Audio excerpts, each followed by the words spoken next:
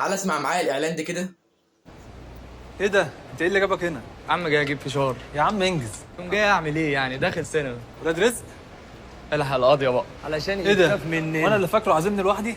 هنا او بتعمل هنا إيه؟ او هنا ما يتخافش علينا. بتعمل ايه هنا؟ ايه ده؟ انتوا جبتوا لي فشار؟ يا ابني ارحمنا بقى. ده هيبقى فيلم جامد. مش قاضية، يبقى جامد بس مش اجمد من القاضية بتاعتي. امال الكولر فين؟ Hi guys, I'm so excited. أفلام مصري. You ready? اولاد رزق قاضية، قفشة قاضية، ريدي. Let's go. يلا يلا. يلا العملية المرة دي مش زي أي عملية. وتيجي الاهلي بقى يا رضا. ده امام جه بطولات. حبيبي. What's the movie about?